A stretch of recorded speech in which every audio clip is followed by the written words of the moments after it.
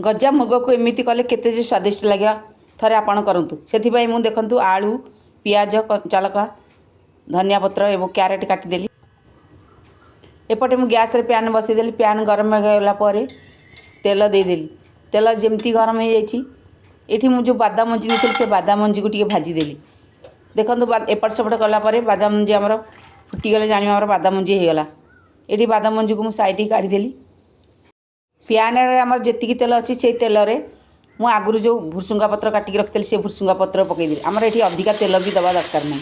भुसुंगा पत्र को एपट सेपट कर सारापर काटिक रखा पियाज को पकईदेली।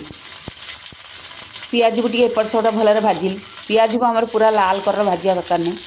आमर अल्प टे भाजी सारापर ये अल्प टे सल्ट देदेली। पियाज टे नरम हो एपट सेपट भाजी सारापर देखो मुझे काटिक रखी आलू को पकईदेली।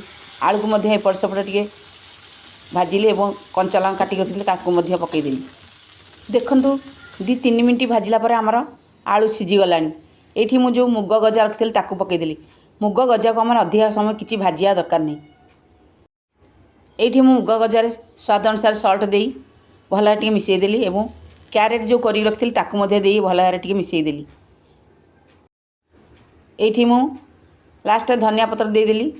धनिया पत्र को भल टे मिसी सारापर मुझे हाफ स्पून चाट मसला देली। आपण पाखे चाट मसला नथले लास्ट ओल्हे सारापर लेंबू रस चिपुड़े बहुत चटपटी बड़े खाया बहुत स्वादिष्ट लगे। देखो लास्ट रे मु जो बादाम मंजी भाजी रखी पकईदेली और लास्ट रे स्प्रिंग ओनियन देली। स्प्रिंग ओनियन ये ऑप्शनल आपण पाखे थिले देबे नहल नहीं किंतु भल लगे स्वादिष्ट लगे खाया। देखो मोर मुग गजार केते सुंदर रेसिपी रेडी हो गला। बहुत हेल्दी पिला माने हो जी हो खाया बहुत स्वादिष्ट लगे। आपण शीत दिन थरे एमती चेष्टा करंतु।